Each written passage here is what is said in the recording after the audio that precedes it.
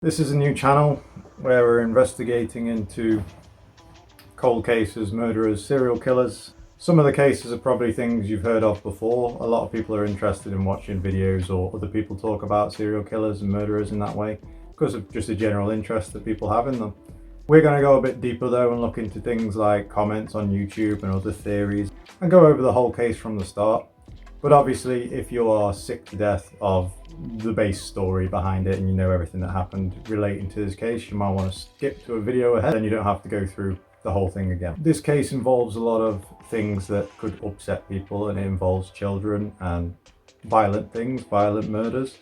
If you're not into that kind of thing, then by all means, please don't watch. I'm not going to show any pictures or videos of dead bodies or anything like that. It'll only be the kind of stuff that you would see on another YouTube channel, but there might be things in it that, if you're a very sensitive person, because it's a very recent case and a lot of people are upset by the things that happened still. It's only 2 years ago. It's not been long for such a big event to happen. There's obviously going to be a lot of feelings around the whole subject, so we apologise in that aspect. We don't want to upset anybody or put anything towards any of the family or any kind of witch hunts or anything like that. The whole thing is based upon our opinions, our thoughts and feelings. Nothing's professional. We're not licensed to do it or anything like that. We're just two guys talking about things that we're interested in, having a back and forth. And then if people want to get involved and leave comments and whatever and ask questions, feel free. We'll make more videos. We're not just going to make videos on Chris Watts and things like that. There will be other cold cases, other murderers, but this one will be a particularly big series itself, a series of videos, because with all the information and evidence that was received about the case, you could talk about it for the next 20 years, and it's still developing now, so there might even be videos in the future, still things that are happening, and who knows where it will go. I was considering starting off with a bit of a lighter case, but the guy who's with me, Beeb, he is interested in this case very much. He's very interested in a couple of cases, and he was more interested in doing a bigger case, starting off with a bigger one and have a bit of a challenge, so it's no problem to me. We'll start it off.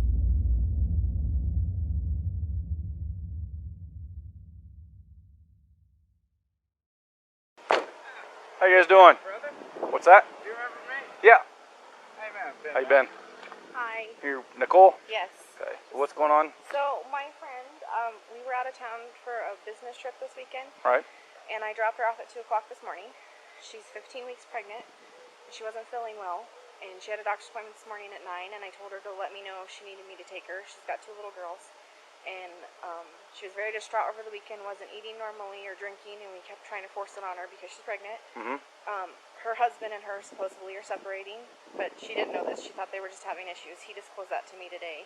Okay. Because I called him and I was like, have you talked or heard from Shanann since she left for work this morning? Because I can't get a hold of her. I've called, I've texted. Her car's in the garage. Her shoes she wears every single day are by the front door. She only has one vehicle? No, they only have the one vehicle in his work truck. Okay. That's what I'm He asking. said There's she not took a... the girls and went on a play date, but they're 4 and 2. She went on a play date? Why wouldn't she take in a car? They're both in car seats. And she had a doctor's appointment. So on August the 13th, 2018, in the start of the afternoon, Nicole Atkinson turns up at Shanann Watts' house, and Christopher Watts' house as well, and finds that her friend doesn't respond, hasn't turned up for a doctor's appointment, isn't replying to any mobile messages or phone calls, and the house appears to be almost too quiet and too perfect. But she knows that that's not what Shanann's like. After trying to get through to Chris, and I presume not really hearing much back from him, she rang the police department and got Officer Coonrod to attend the scene. When he turned up, he wasn't too worried about the situation because hundreds of people go missing all the time, and the vast majority of them are ran away because they're having an emotional problem, or maybe, you know, there's some kind of story that he doesn't know, that even her friends don't know, that's going on. She's just disappeared, she's had enough of it, you know, I'm going away, I'm going to go stay in a hotel or something and not respond to anybody because I'm having a bad time. Happens all the time. People go missing on purpose sometimes, never to be found again. It's very common. But unfortunately, in some cases, missing people turn up to be in trouble or already had trouble done to them. So he attends the scene and finds the house is completely locked up all around, checks all the windows, as you can see in the footage and the videos if you watched it before. Checks every kind of window, door, there's nothing, there's no entrance that he can make in any part of the house. He shouts through, he bangs on the door, he yells so loud in the footage it makes you go deaf watching it, so people would have heard him. And he can't get in, but because there's nothing that he can see through the windows, like someone lying on the floor or obvious scrap or blood or something through the windows, you can see nothing. He hasn't got the authority to just go barge into somebody's house without their permission. The police do not have ultimate authority without a warrant unless the situation calls for it and they can make a just judgment call to say I can enter the building. Chris is acting very nonchalant, very not worried about the whole thing. He just receives the call, says, you know, yeah, I'll come home. I don't know where she is. I think she left with a friend, and multiple different stories that change every time Nicole and her son ring him up. Changes his story. He's always 5 minutes away, no matter where he is. It's always 5 minutes, even though it seems to take forever for him to come back. It doesn't necessarily make him suspicious at that point, because you could say, like, if he was having a big fight with his wife, he could not be interested in her, you know. Maybe he's just one of them guys where he's like, oh well, if she, you know, we're splitting up, so forget about her, I don't care. But the fact that his children are missing with her makes it a lot more suspicious. But as we find out later, Chris Watts is not very good at pretending that he's not done something wrong. He's not very good at acting as though he should be worried for his wife and kids, which anyone really would be in that situation. But Chris Watts has problems, I think, emoting in a certain way, in a certain capacity. He has trouble with that, and it's one of the things about this case that I think leads credence to what makes it so interesting, and without coming across as callous, what makes it so humorous in a lot of ways as well.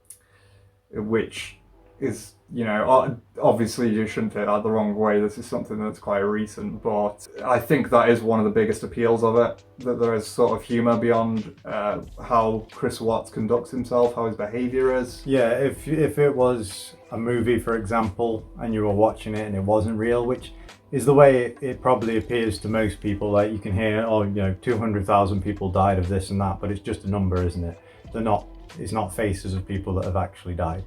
If it wasn't real and it was a movie, it would be a gigantic joke. It would be a comedy film. It would be a dark comedy, yeah. Because of how ridiculous he acts, and that he thinks that that's normal and it's going to pass.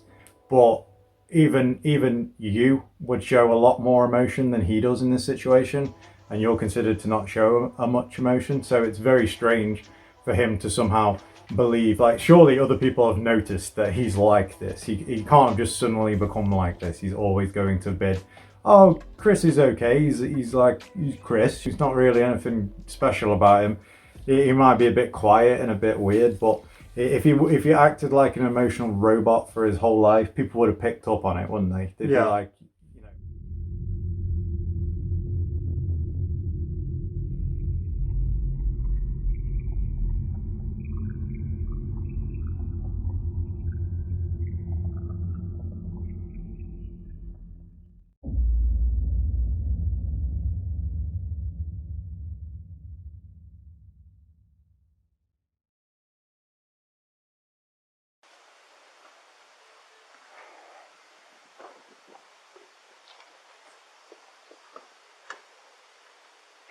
I'm here. Hang on.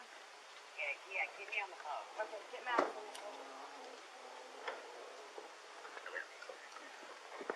Scott.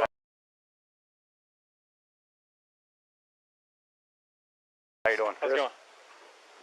So this is the only vehicle she would have? Only one that, yeah. She would drive? Okay.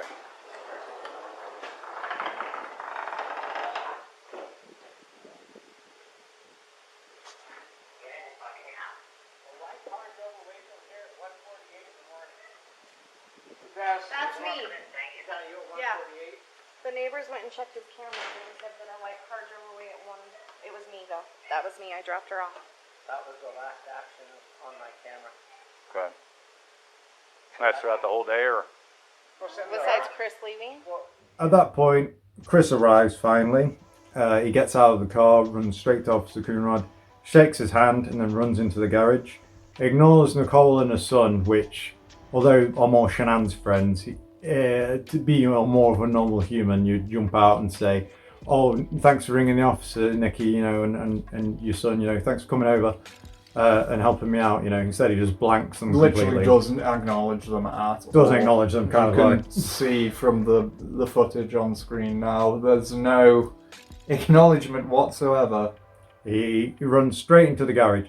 And then a bit of footage that's never really, it's not even spoken in the discovery files from Coonrod after the event that he wrote down in his statement, that Chris runs up to the car in the garage, looks inside it, looks away, and then looks again and leans over, opens the door, and appears to potentially grab something or push something under the seat. It's not mentioned, and it wasn't even mentioned for a long time after the case, after everything had happened. There's a lot of suggestions of what he might have been doing at that point, but we'll get into that in a later video.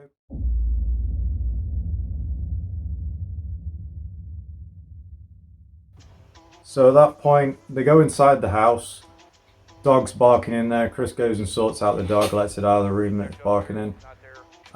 They search the house around, shouting for them. No one's responding. Nothing seems out of place. In fact, it seems more like a show home. It's that immaculate. When you look through any of the footage, you will not see a cobweb or anything. I have no idea how someone could keep a house that big, that clean. And I'm not suggesting that Chris cleaned the whole thing after everything that had happened in that time period. It seems more like Shanann is literally just that good at cleaning and that good at being a housewife. Yeah, allegedly, I think she's very house proud. Shanann was very house proud in that aspect.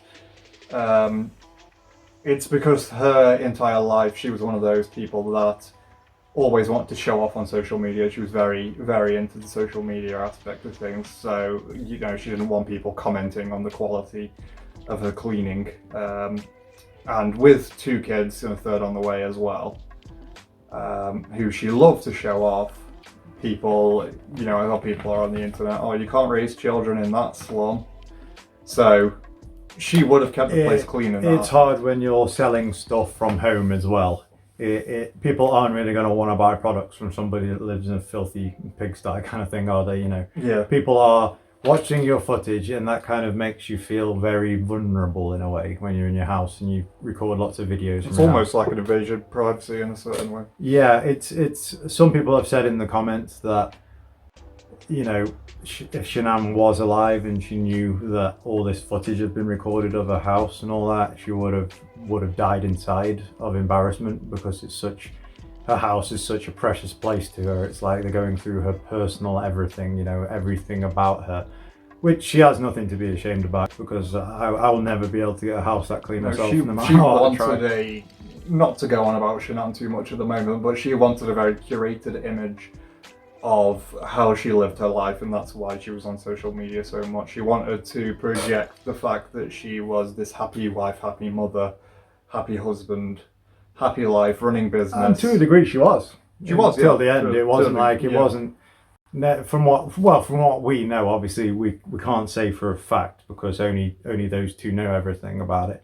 But from an outside look of all the videos that she's taken and stuff, she does seem to be fine. I mean, Chris had a very good, very nice life. Yeah, we'll get into the minutiae of that later, when what the dark underside of the Chris Watts household was actually like. Thing though, just stuff you'd take for a quick trip.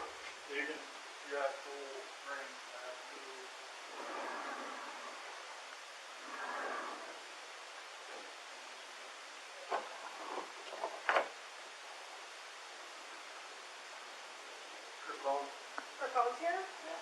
Her phone's here. Does she work? Yeah, she works from From home. home. Oh, from home. She works At that point, search upstairs. Chris finds Shanann's phone down the cushions of a sofa in between, which is kind of a very kind of weird thing to just go and find it instantly. You know, like it's odd. so it's almost like he knew it was there, you know, maybe. And the whole time while everyone's asking him questions, do you know where they could be? Chris just stands there and looks at his phone non-stop, with the worst posture ever as well, with his neck bent over like a teenager, constantly texting and just not interested in the scenario whatsoever.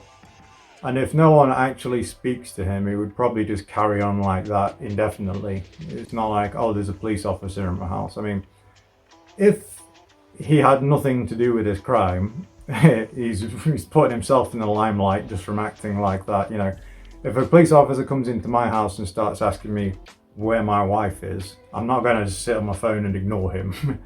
But then he comes across with all these elaborate stories about stuff that doesn't really matter. He doesn't offer any suggestions as to where they might be, just that she was at her friend's. He didn't say what friend. But Nicole and her son say he said other things before that. He'd mentioned 3 different stories of where she could be or where she was supposed to be. That they didn't have a fight, but they did have a kind of argument that was a bit emotional. And I think that's the way he was trying to play it off. As she got in a mood with me, she disappeared. You know, I expected this kind of thing, so that's why I'm not worried, because she's fine. I know she's fine. She just ran off in a mood because we had a bit of a tiff. Then after a while of looking through his phone, Nicole, clearly you can see by Nicole's face, although she's trying to hold it together, she can't. You can see that she's visibly distraught, and you can also see that she believes that Chris has something to do with it. The body language that she displays towards Chris is very guarded. Chris at one point tries to touch her in some way for some reason. She recoils like it's, you know, like some creepy weirdos just touched her, not someone she should be associated with and know and be comfortable with. She finds him very, very awkward to be around, and there's just this horrible, if you watch the full thing, which won't be on this channel now, but you can find it on YouTube. Just watching the video itself makes you feel really awkward watching it. You can cut the atmosphere, can't you? It's very thick. Like secondhand embarrassment. Yeah, it's very thick. It's very cringy to watch. And if it wasn't that he had done something so horrendous, it would be hilarious. This guy tries to do this crime, get away with it, and he does this. It's almost like, what are you trying to do? And then at one point he just kind of clicks, disappears, goes into their master bedroom where him and Shanann would sleep together, and magically has a wedding ring that he said he found on the side cabinet or the bedside table. And other people had been in that room and they hadn't noticed that. So there's a lot of discussion around, was the ring there or was it in his pocket? And did he just plant it there? Did he just walk in and then walk out and take the ring out of his pocket? And was that what he got from the car? Because when you think about him looking in the car, the way he looks, imagine like someone was checking that you'd done a job, like you're at work and your boss is checking you've done a job properly, and you know that you've messed up a bit of it, something's gone wrong. That's the kind of look you do when you double checking, like, oh God, did I move that thing? Oh no, you know, I've got to check over again. I gotta make sure that thing's done. Like he wasn't expected to be investigated so soon after the crime. I don't think he was aware in any way of Shanann having a doctor's appointment that day. As she'd just come back from a flight, it probably wouldn't have passed his mind that you could have a doctor's appointment the day after. I don't know, it just seems like something that most people wouldn't do. You wouldn't like book a doctor's appointment the day after you come off a flight. You know, there's lots of delays, it's very tiring. It's a bit of a weird time to have a doctor's appointment. In the UK anyway, I wouldn't even be able to get one. But the fact that she had one, I don't think he ever incorporated into his plan or whatever you can call his routine. No one's really still sure whether it was premeditated. I believe it was probably semi-premeditated, like it was an idea and then he did it and then he kind of was like, oh, I didn't think it through. I think we can go more into that later, because yeah, there's evidence either way. There's something about the wedding ring actually. Why was it in, well, we don't know if it was in the car, let's say it was. Why was it not buried with Shanann? Did he take it off, and what was the reason that it wasn't on her hand? Yeah, the reason that, I believe the reason that he took the wedding ring would have been to spin his story of that she ran away. So it would be like, Shanann's gone, that was his story. This is why he was like, I'm not bothered by it, because we had an emotional argument and she's run away. Now the wedding ring that he would have taken off a finger, I imagine, he kept on him so he could say, look, she's taken off a wedding ring as a symbol of we've split up. It's honestly unusual because that's quite forward thinking for Chris Watts, who doesn't seem to think. Maybe it was an accident. It could have been. I do know that like, it was mentioned between him and another person and that he should pawn the ring for money. So maybe that had something to do with it. Maybe it was just, I'm not going to bury something that's expensive, get a bit of money out of it. Who knows? But yeah, it's one of them debated questions. We'll come back in with a further analysis of that later on as we look even deeper into the case. So he finds a phone as well. He finds a phone between cushions and he says, oh, the password's changed. I don't know a password. It's usually 4 digits. I can't get into a phone.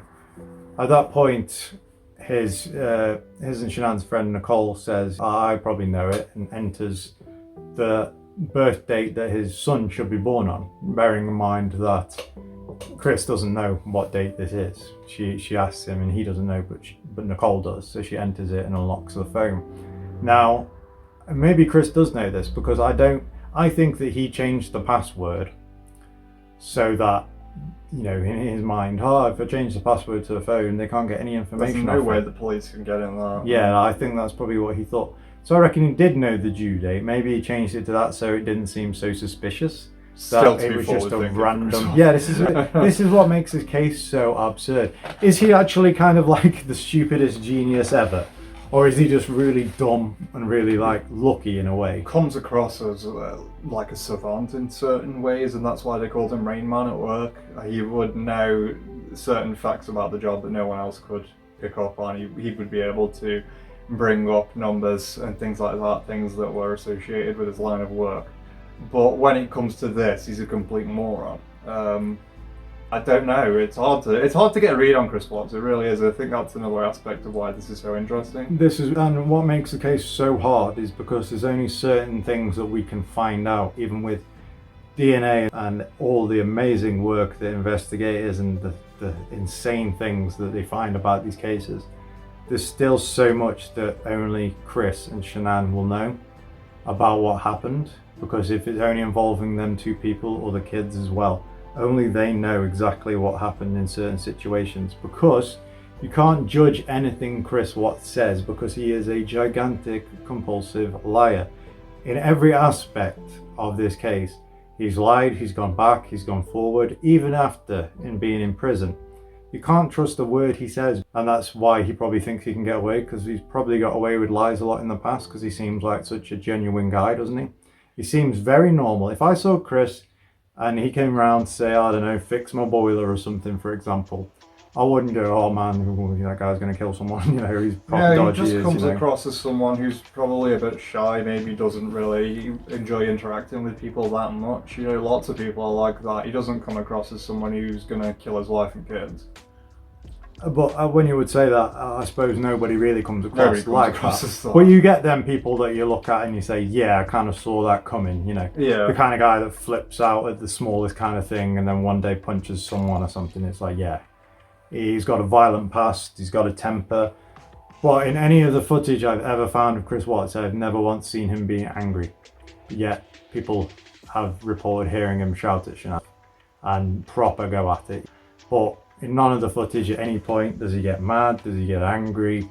And I believe deep down he is just a coward. At the end of the day, he will only be angry and he will only attack things and people that are smaller and weaker than him. Coonrod continues to ask him questions about, could they be somewhere, and a pool is suggested, but Chris is very quick to dismiss the whole idea. Anybody brings up an idea, he only brings up the idea of, should I go check for them? And they're like, well, a car's here. You won't be able to find, how would you find somebody outside if they've not gone in their car? You don't know what car you're looking for. And unless you happen to see them walking outside, you've pretty much got nothing to go on. It's not like you can drive down the road and see the car parked in another drive or off the side of a ditch, crashed or something. Her car's there. So if they've gone and walked out or gone with a friend, which is stuff that he suggests, a friend might have picked him up, but he doesn't know which friend. They're ringing people up, nobody knows, nobody's heard anything. What are you looking for? There's nothing you can find. He's better off staying there. And at that point, a lot of people say, why is Chris at the crime scene? Why is Nicole at the crime scene? Why isn't Coonrod just said, right, I'm shutting this all down? It's because at that point, even though he's acting dodgy, it's not like you can just say, oh, you're acting very suspicious, you did it. And also, in that situation, if he was suspected and he knew it, full well he knew it, that will then shut him up and make him very defensive. Whereas if you keep him speaking and saying stuff, he's more likely to trip up. For example, when you make a lie, and then you've got to lie and keep that lie, and it's not something that actually happened, your brain doesn't think about it organically, does it? Like, you know what you did yesterday, but if you were to tell me a lie about what you did yesterday and then another person, you don't really keep that lie inside, so later on you might come up with a different story because you forgot the lie that you told to someone else with so much going on. And that's how investigators trap people. So Coonrod at that point has no reason to even suggest that anyone could have been murdered or anything like that. There's nothing in the house to suggest that. There's no sheets on the master bedding, and that's about it. There's no blanket on top and the pillows aren't done. That's like the only thing upstairs that is, you know, I couldn't even really say suspicious. He's washing the sheets, who knows, you know, there's nothing up there, no blood, no traces of anything, no marks in the walls, no weird smell of a dead body or anything like that. It's simply nothing. So you can't say, right, it's a crime scene, shut it down. Shanann could walk down the drive 2 minutes later and go, oh, I went to the shop, forgot my phone. Yeah, so another bit to mention, which Beeb said earlier, is a funny thing, is obviously if it wasn't like this, if it wasn't about a horrendous event that happened, is where Officer Coonrod goes away from Chris while Chris is fiddling on his phone. God knows what he's doing, he doesn't really say what he's doing, he's probably just texting somebody. Or probably playing Angry Birds, who knows, with Chris.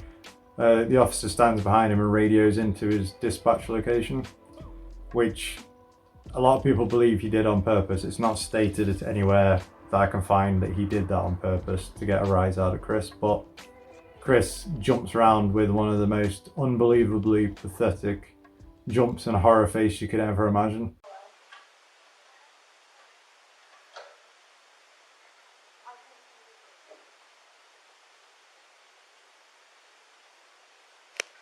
Dispatch Rick 91, you can cancel medical.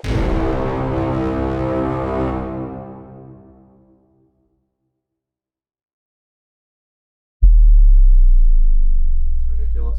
So you know in his world that the police only arrest you when they use the radio, and that using the radio for any reason instantly means Chris is going to get arrested. So the level of jumping we'll be playing the clip now, where you see Chris jumping with terror on his face. Really pathetic, it's an embarrassment. I think it's the where you can pin it down to the frame that Chris Watts realised it was all over. His heart rate must have spiked to like 130 at that point. If Yeah. he had a heart monitor on it, it'd be through the roof. But what's even worse is he doesn't make any excuse for his actions. Chris just jumps around in complete utter shock and then just turns back to his phone and carries on. Yeah. He doesn't make any kind of excuse, he just turns back from that horrible jump and terror on his face like he's had a gun pointed at him. Or he's just heard a gun go off and just carried on. Yeah. Texting on his phone. Hi Nicole, they found out.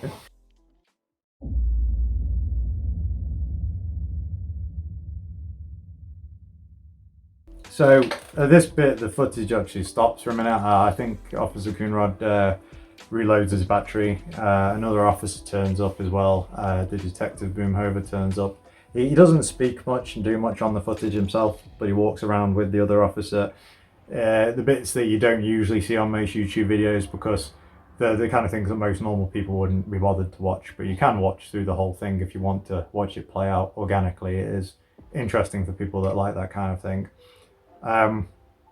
Then we go around to Nathaniel Trinistitch's house, who has come round and told them that his camera captures the front of Chris Watts' address, and you can see Nathaniel's truck, and you can see where Chris would park and come out, or when anybody would leave from the Watts' residence would be caught on the top end of that camera. They say that Chris knows of this camera. I believe Nathaniel says that Chris is aware of this. Whether Chris was aware of this or he didn't think about this properly, because this is where the real sweats begin, almost like he never explored this angle. It's very, very, very funny to watch. It's very, very cringy to watch. Once again, if it wasn't a real event, if you watched it in 20 years time when everything's died down, and it'll never go away for the people involved, it will always be there, it will always be a bad deed. But there's a point where so many years have passed that it's not as sore for the general majority of people. It will be probably shown in psychologist lectures and crime scene detectives, won't it, as the worst case of somebody trying to hide a crime and trying to hide their organic body responses to something. It's brilliant footage of somebody that can't commit a crime. Nothing on there. What's that? Nothing on there. You just have to My back camera. the truck up to the garage. Lay down. Loaded my stuff up in my coolers, my water jugs, my book bag, my computers, some of the tools that I had from the toolbox. I knew I was going to have to do some pumping unit rubbers today. That's why I was out so far. Is this on continually Yep. recording? Yep. Well, It's not. Is it any motion or is it? event, Okay, so it's motion. Any motion event that happens, I get cars driving from this street, and this is him at 517.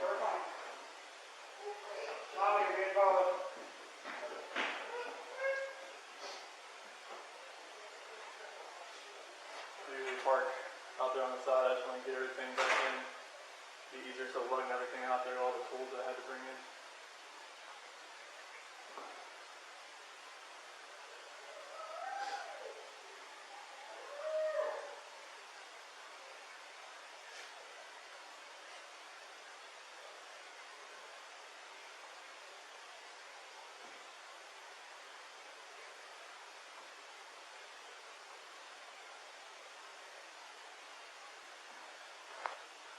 What else can I do with this?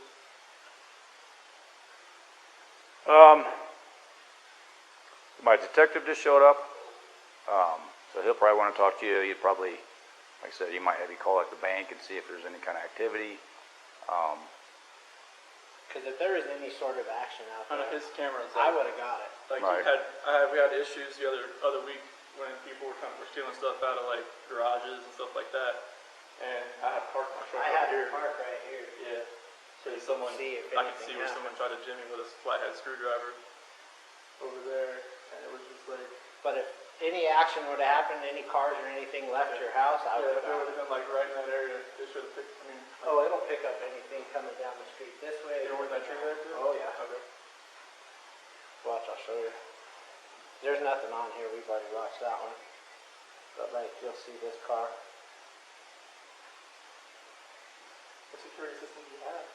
Xfinity. Oh, You can see this car starting to drive down the street. here. That one. oh, look, okay. See what I'm saying? It picks up all the way down there. That's cool. He's next door. Let me go. I was talking about dispatcher. He'll be code 4. Cause yeah, we can pick up cars coming this way. I get anything coming this way and making this turn. So, and usually at night I pick up the cars pulling a U-turn. So, unless they pulled right here, Yeah. but I would have caught her walking out.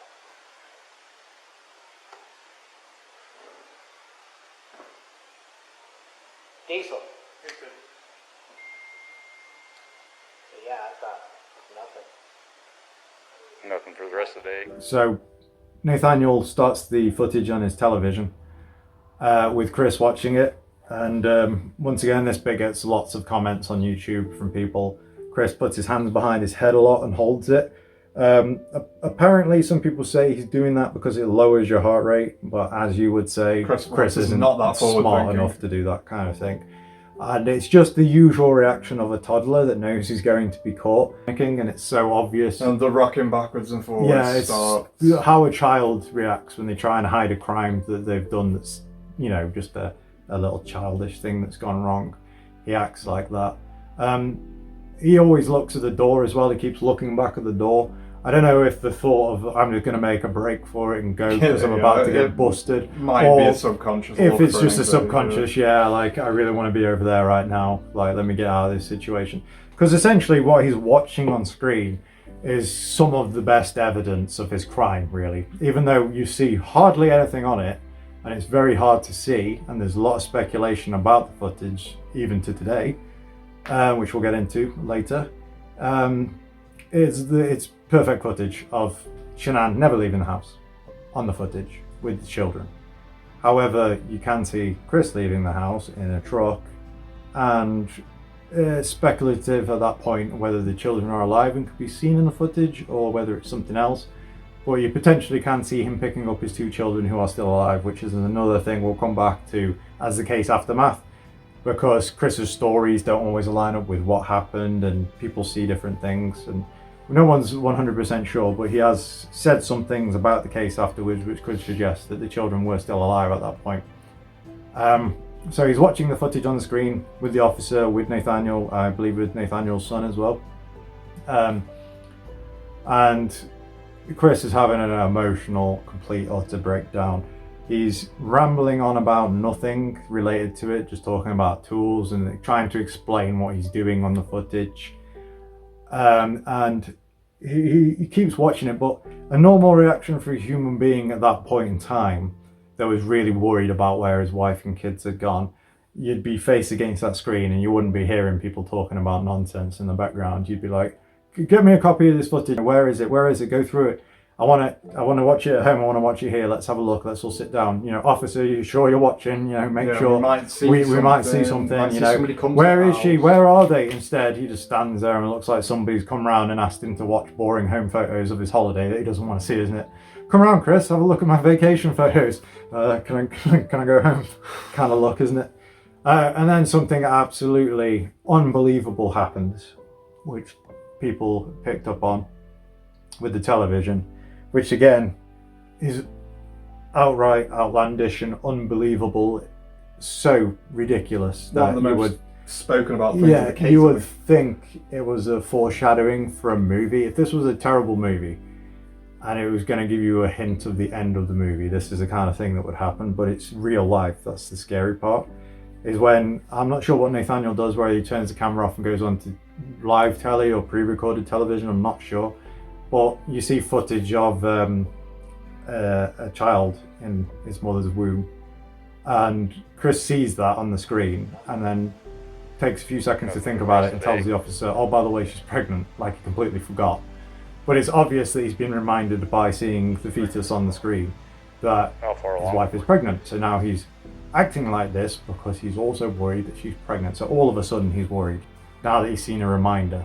Yeah, he needs to be reminded that his wife is pregnant. Then he turns around and sees lots of oil and skulls going into oil and visions of death and stuff, which is very strange considering the way that this case goes by the end of it. Unbelievably strange. And Chris doesn't notice this. I don't know if he knows about it to today, he might not. But he wasn't looking, but if he was looking at the screen, I imagine at that point he probably would have thought, like, there's ghosts onto him or something's trying to get him caught. I mean, how unbelievable is it that his case is pretty much displayed on the television? Can you imagine his heart rate going up when he sees that and everyone in the room seeing it, like a skull in oil? He probably would have passed out, to be honest, but he actually misses it. But it's insane. It's absolutely unbelievably insane that happened. I mean, I would be more inclined to believe that Nathaniel knew something about it and set it up like that than it to happen randomly, but he clearly didn't have any idea. All Nathaniel knew is that Chris was acting dodgy as hell, because he says it to the police officer as soon as Chris leaves, doesn't he? Yeah. He has a discussion with Coonrod. He never does this. He's very quiet. He's acting very nervous. And a lot of people say, why is Coonrod so, like, why hasn't he picked up on this? He full well knows that Chris has 99% done this or had some involvement in it. It's just he's not going to arrest Chris there, and he's not going to jump to conclusions without evidence, because that's what you need. And also, if you start suspecting Chris and making it obvious, once again, it's going to make it very difficult to get the case solved, because once Chris realizes he can shut the hell up, get a lawyer, and make things very difficult, they can get as much info out of him, and he will talk himself into it, won't he? Yes. As it goes That's exactly why they don't want to alert Chris to this idea that they're onto him, which they absolutely are. I think they knew that he had done something before they even showed up at the house, because in a case where a woman, a wife, is missing, who's married, it is Even something hard- like even- 9 times out of 10. It's Yeah, the husband. I would say that was a safe bet. 9 times out of 10, it's the partner. Not always even the husband, always Yeah. the closest to the person. They pretty much know. There has to be some involvement. Even if he had nothing to do with it, he would have been taken straight into an interrogation. Yeah, he would be. He's Yeah. the first suspect. Absolutely. He's absolutely the top of the It list. doesn't even matter what he's done. But the way he's acting, they may as well have found a receipt on him for like 20 bottles of bleach, because that's usually what happens shortly before or shortly after something like this. So I think it's worth mentioning that Nathaniel did a good job in this situation.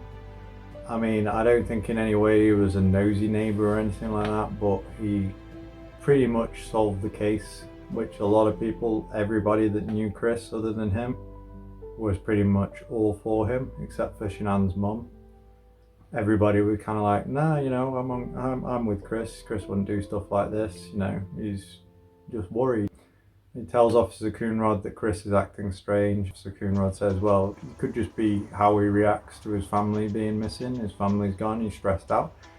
And Nathaniel agrees, yeah, but it just doesn't seem like he's worried about his family. It seems more like he's worried about something else, like worried about himself, or it just doesn't seem right. And it's very obvious to watch it, but imagine being there and not knowing about this case. Like, what would you think in that situation? What would you think? How would you play that off if you were Chris in that situation? Would you just like sweat and panic, or would you just go, hold on, let's see if they can actually see anything first before I start to like worry about it? He just freaks out the second, like he's just going to be handed camera straight on it, isn't it? He does not know what's on that footage, and that's the funniest thing. And on the footage, you can't, it's not like they can watch it right in front of him and go, right, it was Chris, you know, because it's still something that you've got to look at and you've got to know more about the case. All you can really see is a van backing out at some point, and that's it, you know. But the fact that it's the only way that they could have left that house, it pretty much indicates that they are still in the house or they left in that truck. So we kind of get an idea of where they could be. So then they canvass the neighbourhood and talk to other people about it. Police come round, another officer comes round to do a thorough search on the house.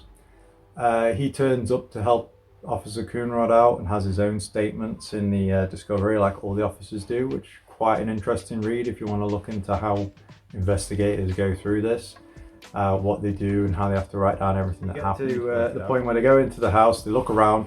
Chris signs off a consent form telling them that they're completely fine to look everywhere in the house, do whatever they need to do. At this point, he starts to kind of get on board, and I think he starts to realise that he hasn't immediately been arrested, so he must not be under suspicion at this point. They've seen the video, they've kind of just gone, well, we don't know, you know. And he...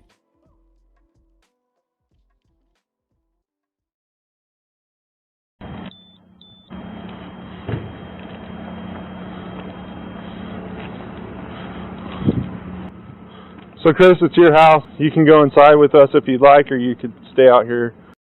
It doesn't matter to us. Doesn't matter. I mean, free reign, just whatever you got to do. Okay.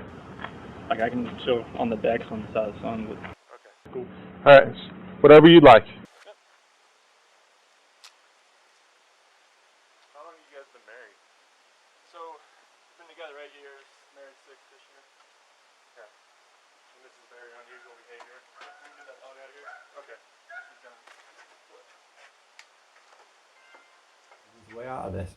So then that's when he kind of goes all in and starts finally making some sense. Rather than, he's still not freaking out, he's still not worried, But he's just like, yeah, you know, do what you need to do, guys. Do what you need to do. You know, knock a wall down, that kind of stuff. Whatever needs to be done, get it done. You can search the whole house, do what you want, and he's still allowed in the house with them. So it's still not a crime scene. He can still come with the officers. He can do whatever he likes. He can go wherever he likes. He can look around. He can have a walk and all that. The officer tells him that they want to do an extensive search because Shanann might have left a note for Chris. Now, if you have absolutely no brain, this would be a great idea. Like, why would the police turn up and want to extensively search the house for a note from Shanann? If she was to leave Chris a note, it would be left somewhere where he could find it. Why would she hide it somewhere where Chris couldn't find it? You know, hide it between the cushions of the phone. This is my runaway note. So what he's trying to do is he knows that he doesn't need to try hard with Chris, just give him some ridiculous reason that they want to extensively search the house. What he's not going to say is, well, Chris, we want to look through this house because we're pretty sure you've got something to do with it and we're going to find it. So Chris is just like, yeah. Nice to meet you. So we're just waiting for our sergeant to come over and we'd like to go through your house. Are you okay with us searching through your house? All right. We'll have you sign a consent form. We just want to see if you left a note or anything inconspicuous, something like that. All right. Is Chris aware that they've tricked him with this, or is he... I don't believe he is. Because he talks to his father about it, and later on as well, he has complained about certain things about the case, mainly due to the fact that he didn't understand the law or know his rights in the law. So by him saying that, you can tell that's the truth because it only benefits him. So that's you knowing him telling the truth. Basically, I want to get out of this because somebody else did something wrong, which is all the Chris mantra. It can never be him. It's always somebody else's fault. So the police have done something wrong, so I deserve to be let off for this, basically.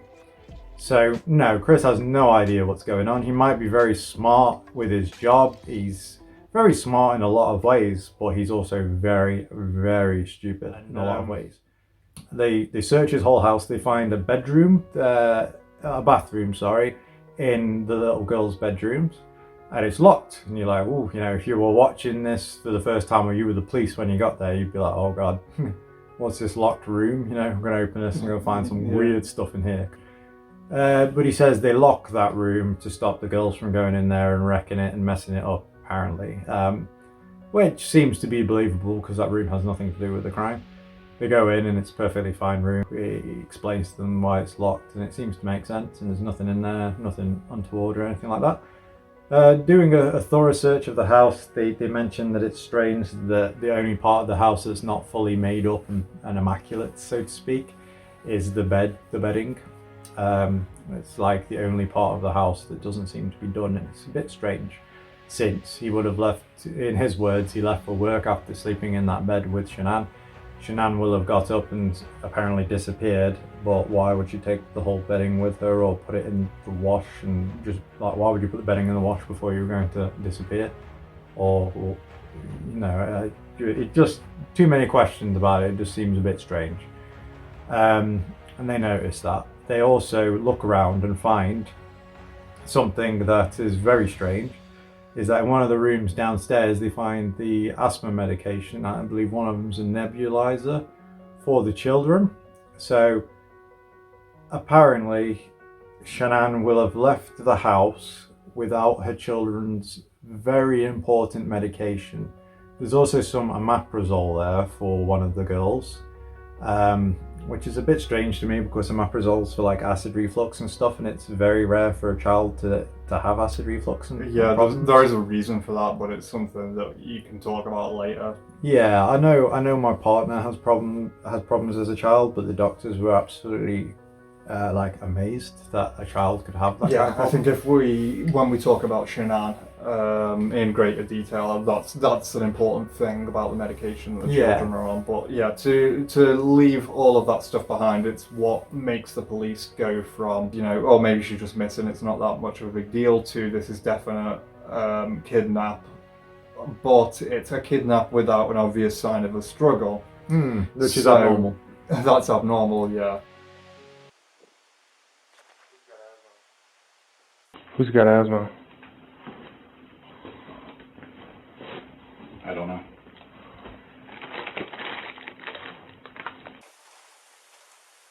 Kids need medication too, and apparently they didn't she didn't take their medication either. Celeste, this is all their medication. Yeah, Celeste, the kid. Mm-hmm. That's albuterol for a nebulizer.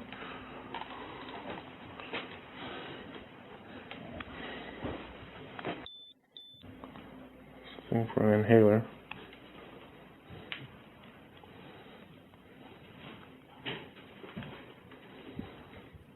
So with finding the medication, very strange. Again, all the family's friends that they ask about Shanann say she's what's called a helicopter mum to a degree. I don't know if that's a bad term for somebody, but what I would call it is a bit like myself, is just a very protective person. Some people might say a bit overcautious about things, but she's very hot on, very, she wouldn't forget a phone in case of emergency. She wouldn't forget the kids' medication. The children were a whole world. So the last thing that she would do, she would forget her own stuff before forgetting them kids' medication. So.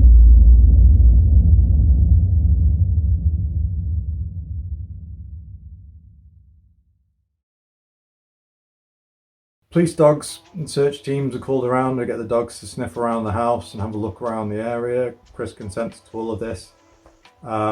Still no arrest been made or any information they can really find. The dogs can't take the smell or trace it anywhere. There's nothing they can find from that. Chris then spends the night with some friends who he says that he doesn't want to stay alone and the house feels strange and stuff, which makes sense, you know. That's probably one of the things that he does that actually seems more legit, like rather than just whacking in a microwave meal, sitting down and watching telly. You know, it's like whose fault is that, Chris? Yeah, after an event, you know. So as the case then becomes known to the police, it's like, right, she's not coming back. There's a lot of things that don't make sense here.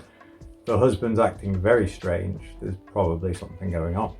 So at this point, it then really does become an actual crime. A news team gets called down and they want Chris to do some interviews on camera.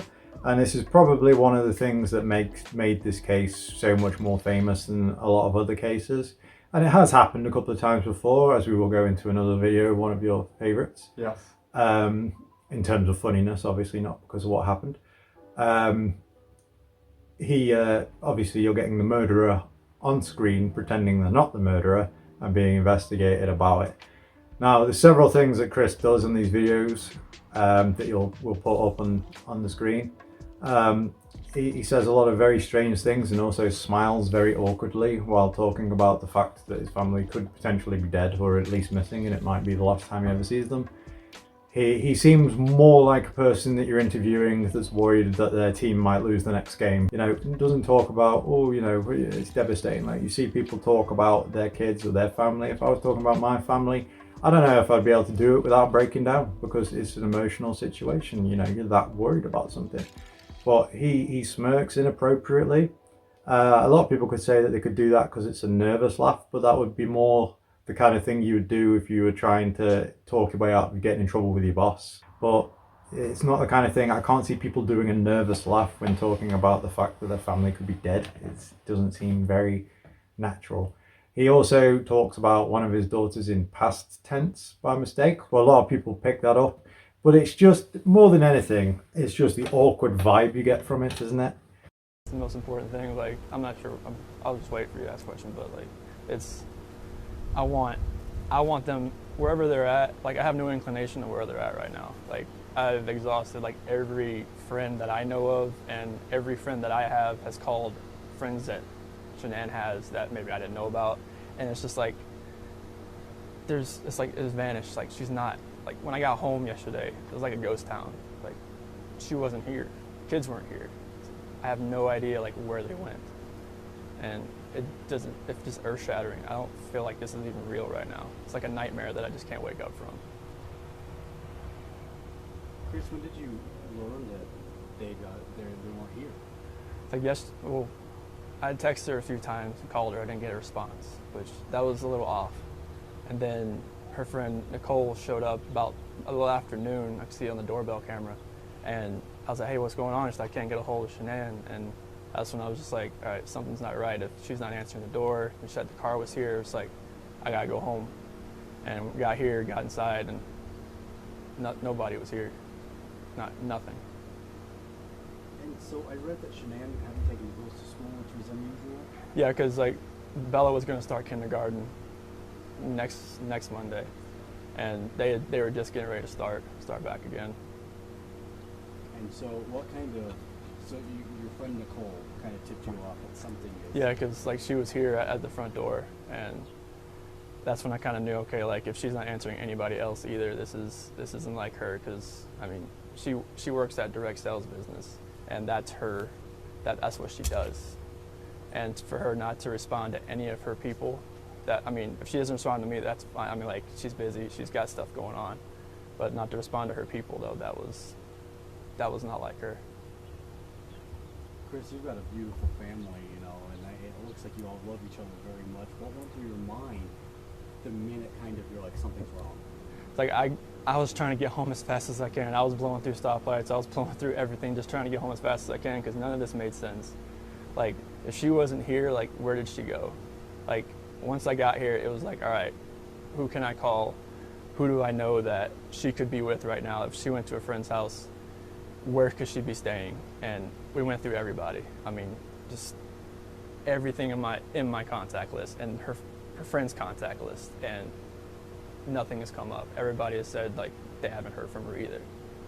I'm just hoping right now that she's somewhere safe, and maybe she's there. But right now it's just like, if she's vanished, like, I want her back so bad. I want those kids back so bad. You know, I wanted to ask you a little bit about the hard part. Your first thought is, where are they? I want them back. Your second thought is, you know, your friends were telling us, and we kind of heard me a little on the phone. Your second thought is that you're afraid people think you may have done something. Yeah, I mean, nothing. Everybody's gonna have their own opinion on anything like this. I just want people to know that I want my family back. Like, I want them safe, and I want them here. Like, this house is not the same. I mean, last night was traumatic. Last night was, I can't really stay in this house again, like, with nobody here. And last night I wanted that knock on the door. I wanted to see this kid just run in, just barrel rush me and just give me a hug and knock me on the ground. But that didn't happen. Who are you gonna stay with tonight? Probably my friends Nick and Amanda. Just, I mean, unless something develops in the next hours or so, like, I'm hoping that somebody sees something or somebody knows something and comes forward. What's the hardest part of all of this for you? Not knowing, like, if they're safe or if they're in trouble.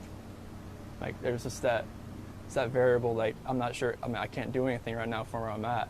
Like, I'm not sure if they're safe somewhere, just huddled up somewhere, or if they're in trouble. And knowing that if they could be in trouble, it's earth-shattering right now, and it doesn't feel like it's real. The weird part of all this, it sounds like everything's kind of locked up. There's no signs of them leaving the house. Period. No, like, we have camera there, neighbor has a camera. I mean, everything's checked out. Do you have a camera, you said? The doorbell, only right there. The neighbor has one over there. Were all the doors around the house locked? Front door was locked. The garage door was unlocked, but that's normal for, like, when she comes in the house, she leaves it unlocked just so she can come in and out, just in case, you know, to get in the garage door, but the back sliding door was locked as well. So how would she have left the house if she did leave the house, or if anybody? I don't want to put anything out there, like, just suspecting, like, if something, like, somebody pulled in the back, and because we have a driveway back there from the new townhomes, but it's so hard to tell. Like, there's no cameras in the backyard or anything like that, so it's really hard to even suspect anything right now as far as how she could have left, or if someone came picked her up, or if somebody took her. Meanwhile, today's reality, you've got cops there, cops here, cops in your house, K-9 units. I've never seen something like this in my lifetime unless it was on TV or a movie, and this doesn't seem real at all. It just seems like I'm living in a nightmare, and I can't get out of it. I just want them home so bad. Did you see your kids and your wife whenever, or you had the kids? I forgot. Whenever. Yeah, I had the kids over the weekend. Did you see your wife when she got home? She got home really late, about 2 a.m. from the airport when she got back from Arizona. Did you wake up and say, you know? No, yeah, I saw her when she got in, but it was really quick, just because it was 2 a.m. in the morning. But I saw the kids in the monitor before I left, and that was it. What kind of efforts are happening right now, Chris, to find them? Right now, in Frederick Police Department, they've been on point. With the officers, detectives, sergeants, K9 units here, they're getting sense. So hopefully they can pick up something and kind of go in a direction that will actually lead us to where maybe they're at right now. And Shanann went to. Where'd you get that shirt? Oh, this is I think she got it off Amazon, but this is my favorite college sports team. Wasn't she just there? She was just in North Carolina. Yep. So she actually probably got it from there. Usually she gets stuff from Amazon, but this one, I like these shirts a lot. You guys, you love your kids. Describe your little girls to us, and you know. So this Celeste, she's just a ball of energy. Call her Rampage, because she's just always, she's got two speeds, go or she's sleeping. And she's always a troublemaker. She's always the one like jumping off things, you know, just yelling at you and all kinds of things. And Bella, she's the more calm, cautious, mothering type. And she's more like me. She's more calm. But Celeste has definitely got her mom's personality, to where she's always just gung ho, ready to go. You guys have a baby on the way. Mm-hmm. You're about to have a third child. Mm-hmm. Is that kind of going through your mind right now too? It's like that's why I want everybody back. That's why I need everybody back here. I need everybody safe. I think I'm good. Chris Watts, WATTS. Wow. What's going on right now around your house? Right now, you got K9 units, the sheriff's department. Everybody's like they're doing their best right now to figure out like if they can get a scent, see where they went. If they went on foot, they went in a car, they went somewhere. And right now it's just like they've been on point. They're going through the house trying to get a scent, and hopefully they can pick something up to where it's going to lead to something. What happened? Your wife came home. Tell me what's. She came home from the airport 2 a.m. and I left around 5:15. She was still here, and like about 12:10 in that afternoon, her friend Nicole showed up at the door. Like I had texted Shanann a few times that day, called her, say, you know, but she never got back to me. But she wasn't getting back to any of her people as well, and that's what really concerned a lot of people. Is like if she's not getting back to her, like if she doesn't get back to me, that's fine. Like she gets busy during the day, but she didn't get back to her people, which was very concerning. And Nicole called me when she was at the door, and that's when I came home. And then walked in the house, and nothing was vanished. Nothing was here. I mean, she wasn't here. The kids weren't here. Nope, nobody was here. What's your wife's name? Shanann, SHANANN. What's your kids? Bella and Celeste. How do you spell Celeste? CELESTE. How old are your daughters? 4. Bella's 4. Celeste is 3. And so, how many times did you try calling her? I called her 3 times, texted her about 3 times, just to say, you know, what's going on. Like because after I called her and texted her once, it was like maybe she was just busy. Like she had just gotten back, you know, like everybody's probably calling her from her trip. She just got back from Arizona, and I figured she was just busy. But when her friend showed up, that's what it was like. It registered like, all right, this isn't right. Do you think she just took off? Do you think?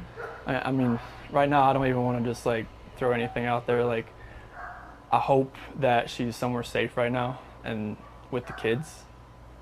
But I mean, could she event? Could she just taken off? I don't know. But if somebody has her and they're not safe, like I want them back now. Like that's what's in my head. Like if they're safe right now, they're gonna come back.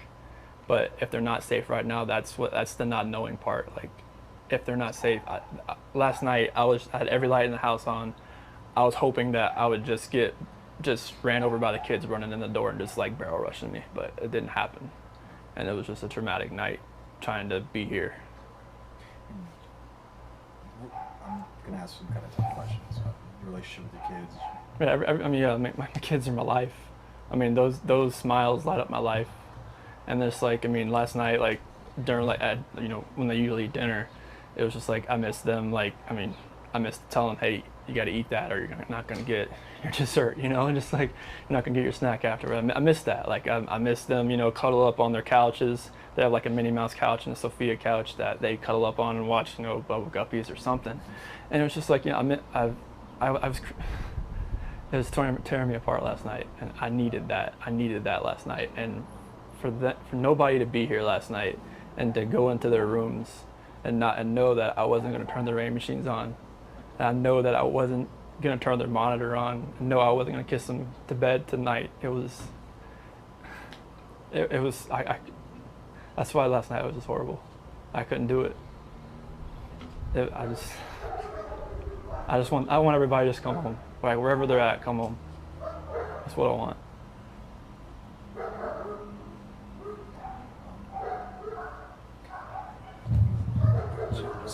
Where was she gone for?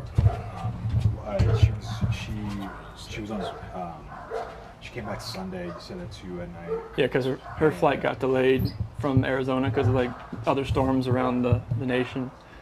So she's supposed to get home at like 11. She got home at like 1:48. She got in bed about 2. What was she going for? Like family trip or? It was a Thrive direct sales. It was a local event that was down there between a bunch of leaders in the company. And that day she was back. I mean, I left work early that morning, like 5:15, 5:30. So like she barely gotten into bed pretty much. And this might be a tough question, but did you guys get into an argument before she left? It wasn't like an argument. We had an emotional conversation, but I'll leave it at that. But I just want them back. I just want them to come back. And if they're not safe right now, that's what's tearing me apart. Because if they are safe, they're coming back. But if they're not, this has got to stop. Like somebody has to come forward. You spoken to her family, like her parents? Yeah, they've been in constant contact, like every hour. I mean, everybody back in North Carolina and the East Coast. I mean, from Maine to Florida. What is her parents saying to you? They're just like if they need to get on a flight, just let them know. Because I mean, they feel helpless right now because they're on the opposite side of the country. I mean, Colorado is. I mean, you can't just drive around and look. I mean, it's just like you wouldn't really know what you're looking for. That's what the cops pretty much told me. That first day, I was like, I want to get out and drive around. They said, you wouldn't know what to look for. Last couple questions. What is law enforcement? What have the police or the sheriffs or your neighbors? What's police saying to you? Right now, what they're doing right now is with the canines in the sense. I think this is the biggest thing. This is the biggest thing they've done so far because yesterday the Frederick Police Department did all the searching of the house and tried to gather whatever information they could. And with the detectives, officers, and sergeants, and today it's, I mean, obviously with all the activity that's around, there's a lot going on around here, and I really hope that all this can lead to something positive. What did your neighbors? Did they see anything? Did your neighbors see anything? No, like the police department went door to door asking, like cameras and everything, just like nothing. And my last question, if you have any of them, so feel free to set them. My last question is, if your wife can see this, if she can watch these, what would you like to tell your wife and your kids? Shanann, Bella, Celeste, if you're out there, just come back. Like if somebody has her, just please bring her back. I need to see everybody. I need to see everybody again. This house is not complete without anybody here. Please bring her back. That's it. I can take that mic off you. And I can guarantee there'll be people out there that were watching that live on news and went, he's done it. He's the one that's done it, wouldn't you? It was exactly that point, and I remember when it happened. I think you told me about it actually. This case where this guy was obviously guilty. The police had taken cameras into his house and filmed everything, and it was a big deal back at the time. It's 2018, wasn't it? I think. Yeah, I somehow came across it as it happened. Yeah, I remember state. it. I remember it happening live, and everyone back then was saying he's done it and he can't hide it. We all knew. I think you'd have to be quite well. There are people that still think that he's innocent, but you know, There will always be people that think everybody's innocent. yeah, There's it's people out there. an interesting case for that kind of thing. It's an interesting case for the internet age because it's very rare that you actually get something like that happening. You know, you wouldn't see that back in the news in the 90s, for instance. You don't get to see a killer interviewed all the time, and the fact that it was so well broadcast and that people knew about it and that everyone could have an opinion on it is the magic of the internet, so to speak. You couldn't watch the news years ago and see comments while it's happening. Like you can get live news things, forums even if you can't. If you're watching it on YouTube like here, you know, you can put comments below the video as it's happening. You couldn't do that back then. No, you couldn't have watching the television. Actual open real-time discussion with people about something that was going on, and that's one of the main draws to this case. Of course it's happened before, and it's happened since, but it was one of the first, I think. One of the first and one of the most interesting. Is it like people feel like they're working the case together as a kind of community? Yeah, I think everybody in the world kind of some sort can of help collaboration. try and find evidence in all these videos and that they're released. Yeah, there's that certain appeal to it as well, that people feel like that they have their input and that their input is valuable because it can be seen by other people. Same as any form of social media. And that's what was one of the good things about this case. If you want to find a silver lining, there was this sort of community effort about this, and the general humour of knowing how awkward Chris Watts was at trying to defend himself. It's an interesting aspect of the whole thing because obviously it's a horrible, nightmarish situation and one that I couldn't even begin to imagine, to understand how painful that is for the people involved, and especially for the victims. And there's a lot of people that say this and that about everybody and they did this and that, but as far as I'm concerned, nobody deserves to die like that for anything they've done. And Chris Watts is a monster and should never be released, in my opinion. Yeah, we can go we'll go into that later about Shannon, because there's a lot of people that really don't like Shannon. There's a lot of victim blaming going on with Shannon. But I don't understand how you can victim blame someone for getting killed and getting their children killed. Yeah, I don't think anyone deserved that. The only situation I would have agreed with, or at least said I understand, would be when Chris tries to spin it off as Shannon had killed my children and I saw it and I killed her in a rage. I couldn't say, yeah, that's right. I couldn't say that's what you should have done, but I could say, I understand. You've witnessed your own children being viciously murdered by your wife, and you killed her out of anger. I understand. Yeah, makes sense. Chris doesn't make any sense. None of it makes any sense whatsoever. There's nothing to understand about this case.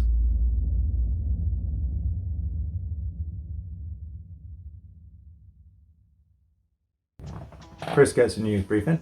He then gets invited to come and have a talk with police, which is not something he has to do, because at that point he's not placed under arrest. He has every right to say no, and just because he says no doesn't indicate that he's committed the crime, because in the past there have been people that have refused to talk to the police that have had nothing to do with the case. And although it seemed very suspicious that they didn't want to talk to the police, it wasn't because they were guilty. It was because people can and have been arrested before that have had nothing to do with the case because of talking to the police. And it can happen, can't it? It's very easy to incriminate yourself. Yeah. So I believe that Chris went through with this, not because he thought it would make him look good, because that's too smart. I honestly think that he kind of felt like he had to, because if he said no, they would instantly arrest him. Yeah. Because of his lack of legal knowledge, as he so says to his father and people later on. I don't believe that he knew that he could say no to that without getting arrested, or without them going, right, that makes you instantly guilty, because why do you want to talk to us? Being suspicious isn't a crime. No, absolutely not. That's what Chris Watts doesn't seem to understand. Now, at this point, if Chris had said no and went and hauled in on a lawyer and shacked up, this could have been a very long case, and he might have never got done for it, because that has happened in the past before as well. So the fact that he agreed was actually his downfall. And that's not to say that if you were to get questioned by the police that you should say no, because just don't act suspicious if you haven't done it. Don't say stupid things. Give the truth. Tell the truth of exactly what happened and what can go wrong, because they can't prove the truth wrong. What they can prove wrong is if you keep changing your story constantly and people keep telling them that you were places that you haven't told them you were and have evidence of it. So Chris goes in to do the investigation with them, which is done by a man and a woman. He gets invited there freely to go talk and to be investigated under the premise of helping them find his family, basically. But investigators are 99% sure that he had something to do with it, at least something to do with it. So Chris willingly agrees to go, probably because he believes he has to make himself look innocent, although not necessarily the case. And when he's in there, they ask him lots of questions. He sticks to his same story, that he has no idea what's going on, that she probably just left in a huff, he doesn't know anything about it, done nothing. So they start amping up the questions. They give him a polygraph test, which I believe isn't really seen as a definitive thing in law, is it? A polygraph test? No, it's not used. It's not admissible in court because they're too easy to trick, really. But it also, for people like Chris, and I know that Chris has complained about this in the future fairly recently, that for Chris, he feels like he was misled by the polygraph. Like when they told him that he'd lied on him, he believed that that was like it. That evidence was enough to admit him, and that he then had to agree with it, because that was the standpoint they went off. They did the polygraph, said, Chris, you lied about everything. And to him, that was kind of like, the game's up. I kind of have to come up with some kind of story now. So once he knew that they knew he was a liar from the polygraph, they start to up the questions and grill him more and more about things, to the point where they do a good cop, bad cop kind of thing, but it's more kind of good Chris, bad Shannon kind of thing, where they act like Shannon was the problem, that Shannon was a bitch and did this and that. None of these things they mean, and they don't believe it in any way. You can see they look physically uncomfortable even saying them. More uncomfortable than Chris looks about his family being dead or missing. And he starts to break, and they offer him a token gesture of, did Shannon kill the children? Did you kill Shannon because she killed the children? Now, this question was never a thing on the detectives' minds. It wasn't a question that they were even looking into. They were sure it was Chris, but they just needed Chris to come up and actually admit to a lie in some way so that they could break him down. Chris later said he had no idea and had never thought about the angle of Shannon killing the children that he could have used as an excuse, but he latched onto it straight away when offered it. Yes, I killed Shannon because I saw her strangling the children, so I strangled her out of rage. So straight away, well, Chris, obviously, you know, we can understand she killed your children, so you killed her out of rage, you know, makes a bit of sense. At which point then Chris asks if he can speak to his dad for a bit, which he's completely allowed to do. At that point, his dad comes in. He tells his dad, yeah, I killed Shannon. Choked her out, she choked the children out, so I killed her in rage because I discovered it. Says all these things very quiet, even though he's being recorded on the camera, so it's not like it makes any difference. He's being watched in the room anyway. Everybody should know that they're going to be watching. They stood outside the door. Yeah, exactly.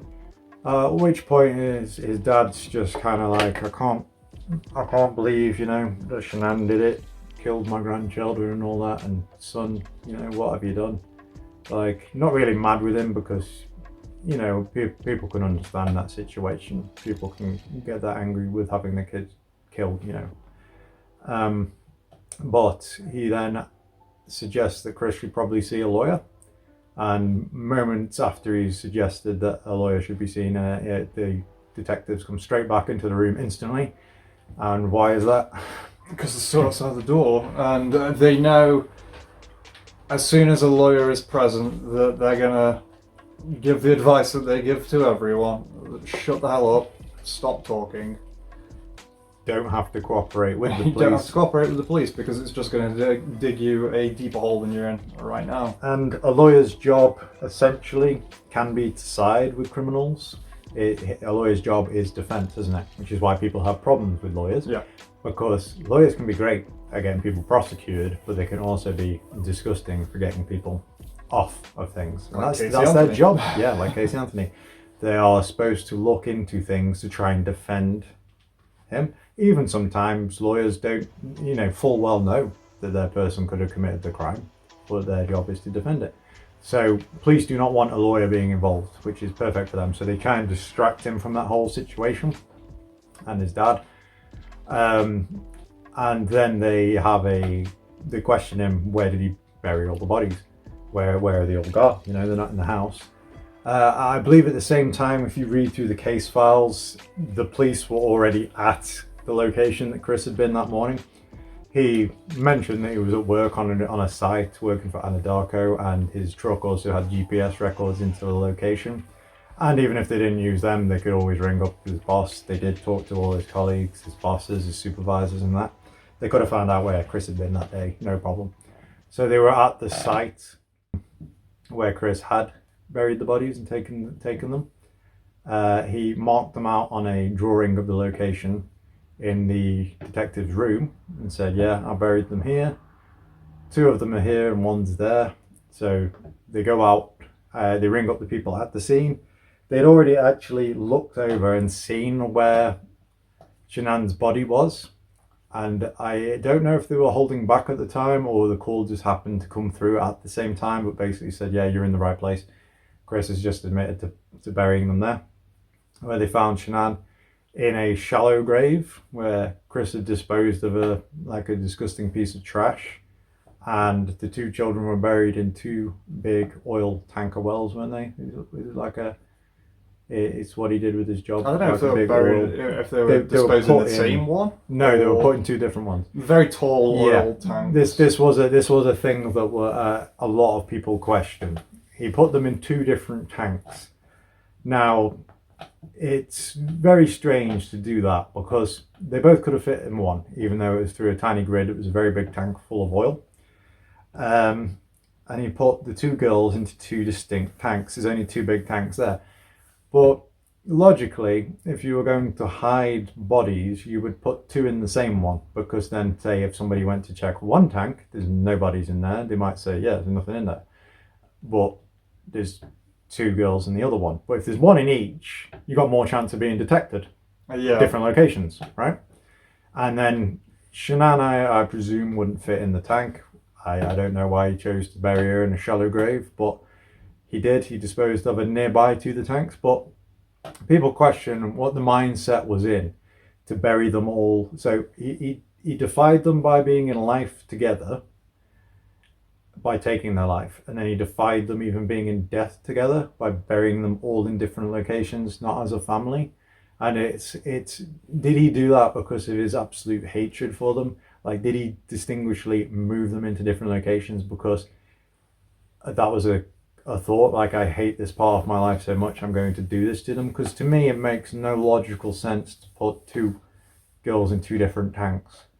Do you know what I mean? He could have buried them all in the same hole, but he hated Shanann that much at that moment in time that when he kicked her into the hole, she effectively just fell down face first, and he didn't bother correcting the corpse in any way. And he said that he just hated her that much at that point. That I assumed that was the logic of not burying the children with her. To do that the way that he did, so I'm wondering if it was done from an emotional standpoint. It must have been. It must have been when he took the ring off as well.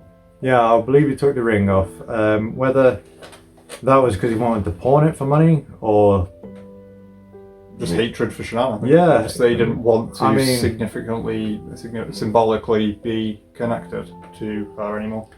There's a lot of things, there's a lot of questions to be asked in that kind of way that's very strange. And you can't really ask Chris because Chris is such a liar that what he says one week might be completely different to what he says another week. It doesn't, you know, you can't trust with what Chris says. Chris will say anything to benefit himself, to make himself look like the good guy, or to make himself look like he's redeemed himself. So we'll probably never really know exactly what happened. But then Chris was arrested in the investigation room. There's footage of him getting arrested, getting handcuffs put on him. And at that point, obviously, he knew he was screwed. And that pretty much ends the general case of what happened that day. And that will be the end of this video. All the other videos will go into everything in more detail, because there's a lot more to dig into. There's a lot more to be said about everything. But that's just the general basis of what happened if you were watching the case a couple of years ago. To refresh everyone's memory, if you haven't seen it before, perfect video to watch. As you said at the start, if you're bored to death of the case, you've heard it before, you should have skipped ahead already. But just a good refresher.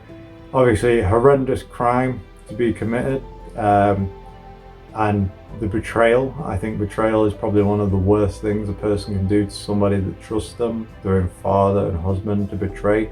There's one thing to kill a stranger, but to betray your own family is an extra level of hell that you deserve, I believe. And sympathies to everybody involved except for Chris. Chris is the only person who deserves direct blame for his actions, because he's the one that carried them out. And there is no excuse for what Chris did.